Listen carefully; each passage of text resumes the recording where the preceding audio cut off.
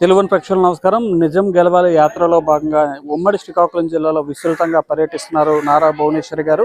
ఇదైతే చంద్రబాబు అరెస్టును జీర్ణించుకోలేక ఉమ్మడి శ్రీకాకుళం జిల్లాలో మొత్తంగా 6 కుటుంబాలు అయితే మరణించి 6 కుటుంబ పెద్దలు మరణించారు. అందులో భాగంగా ప్రస్తుతం నేటి ఉదయం నుంచి కూడా కార్యకర్తల ఇళ్లకు చేరుకొని వారికి ఓదార్పు అందిస్తూ పార్టీ నుంచి కూడా కొంత సహాయాన్ని అందిస్తూ వారికి ఓదార్పు చేస్తున్న పరిస్థితి ఉంది. ప్రస్తుతం ఈ నిజం గెలవాలి కార్యక్రమంలో భాగంగా మనం ఏదైతే ఆమదాలవలస నియోజకవర్గ పరిధిలో ఉన్నాం, తోటవాడ గ్రామంలో గేదెల సాంబమూర్తి గారు గతంలో ఏదైతే చంద్రబాబు నాయుడు అరెస్టును చేయించుకోలేక గతంలో మృతి చెందిన సంఘటన చోటు చేసుకుంది. ఈ నేపథ్యంలో ఆ ఇంటి వద్ద మనం ఉన్నాం. ఈ ఇంటిని కొద్దిసేపట్లో భువనేశ్వర్ గారు వచ్చి ఇక్కడ పరామర్శించున్నారు. ఆ ఇంటికి వెళ్ళి ఆవిడ మాటల్లో తెలుసుకునే ప్రయత్నం చేద్దాం. ఇక్కడ అందరూ కూడా విషన్న వదనాలతో ఉన్నారు. ఏదైతే గతంలో చంద్రబాబు నాయుడు అప్పుడు అరెస్ట్ అయిన నేపథ్యంలో సాంబమూర్తి గారు ఆ విషయాన్ని జీర్ణించుకోలేక అప్పట్లో మృతి చెందిన సంఘటన చోటు చేసుకుంది. ఈ నేపథ్యంలో ఆ కుటుంబాన్ని ఓదార్చడానికి నారా భువనేశ్వర్ గారు మరి కాసేపట్లో ఇక్కడికి రానున్నారు. ప్రస్తుతం ఆ కుటుంబ సభ్యులు మనతో ఉన్నారు. వాళ్ళతో మాట్లాడి తెలుసుకునే ప్రయత్నం చేద్దాం. చెప్పండి, ఎవరు వారి కుటుంబ సభ్యులు? సాంబమూర్తి గారి కుటుంబ సభ్యులు పిలిచండి సార్ ఒకసారి. అర్థం, మీ సాంబమూర్తి గారు గతంలో ఎప్పుడు ఈ ఘటన చోటు చేసుకుంది చంద్రబాబు నాయుడు అరెస్ట్ అయిన తర్వాత? అది 22 అరెస్ట్ అయిన తర్వాతనేమో విషయం తెలిసి మానసికమైనటువంటి వ్యధ చెంది అలాగేమో మనిషి ఒక 2 రోజులు భోజనం కూడా ఆపేసాడు. అందరూ కోపం పడి చేస్తే ఆ మాత్రం చేసుకుని ఆ వీక్నెస్ అలాగే ఉంటూ పూట బహిర్భూమికి వెళ్ళి అక్కడ గుండెపోటుతో చనిపోయాడు. ఇప్పటి నుంచి సాంబమూర్తి గారు పొలిటికల్ గా యాక్టివ్ గా ఉన్నారు. పార్టీ స్టార్టింగ్ నుండి కూడా ఉన్నారు.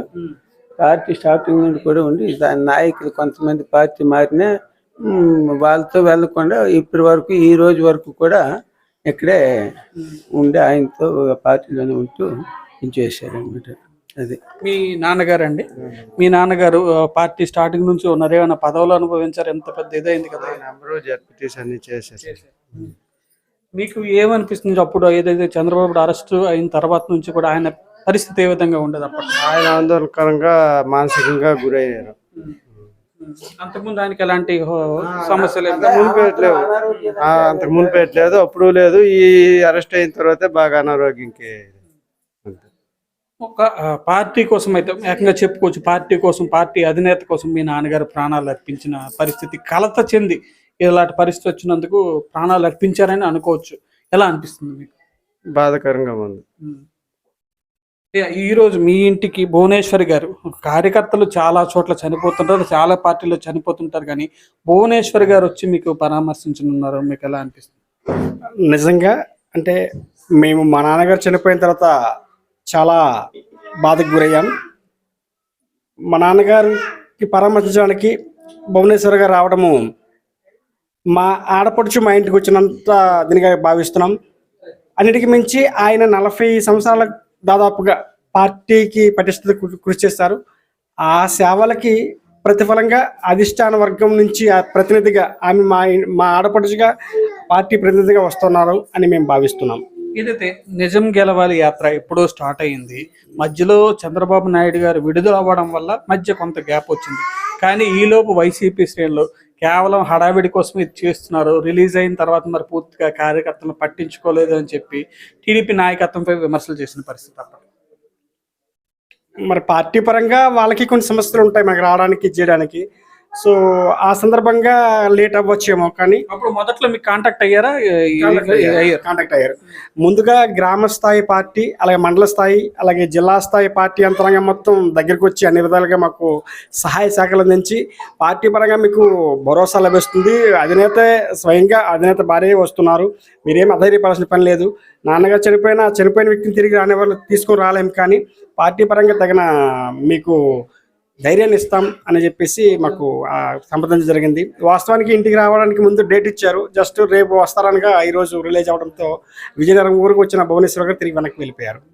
ఇప్పుడు ఏదైతే గేదెల సాంబమూర్తి గారు కార్యకర్త, పార్టీ ఆవిర్భావం నుంచి చనిపోయిన వరకు తెదేపా కండువ కట్టుకుని పరిగెట్టిన వ్యక్తి, అలాంటి వ్యక్తి చనిపోయారు.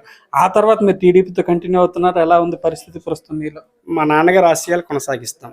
మా నాన్నగారు చనిపోయిన చివరి క్షణం వరకు, వాస్తవానికి ఇక్కడ విషయం చెప్పాలి, తమ్మినేని సీతారాం గారు ప్రధాన అనుచరులు మా నాన్నగారు. ఆయన ప్రజారాజ్యంకి వెళ్ళారు, మళ్ళీ టీడీపీకి వచ్చారు, మళ్ళీ వైసీపీకి వెళ్ళిపోతే ముందు మా నాన్నగారికి వచ్చి సంప్రదించారు. సామూర్తి గారు ఇలా వెళ్తున్నాను, మీరు వస్తారంటే నేను పార్టీలో ఉంటాను, పార్టీలో ఎంతమంది వెళ్ళిపోయినా సరే నేను మాత్రం ఎక్కడికి ఇవాళ తెలుగుదేశం పార్టీలో ఉంటాను అని చెప్పేసి ఆయనకి చెప్పడం జరిగింది. సీతారాం గారు కూడా సరే సామూర్తి మరి మీ ఇష్టం అని చెప్పేసి వెళ్ళిపోయారు. తమ్మినేని సీతారాంకి మా నాన్నగారు ప్రధాన అనుచరులు. ఆయన పార్టీలో ఉన్నప్పుడు వెళ్ళిపోయినప్పుడు సరే ఆయన కూడా ప్రెజర్ చేయలేదు, ఎందుకంటే మా నాన్నగారి విషయం ఆయన సీతారాం గారికి తెలుసు ఈయన ఎప్పుడు మారని చెప్పేసి. అయినా కొంత అడిగితే బాగుంటుందని అడిగారు, వెళ్ళలేదు.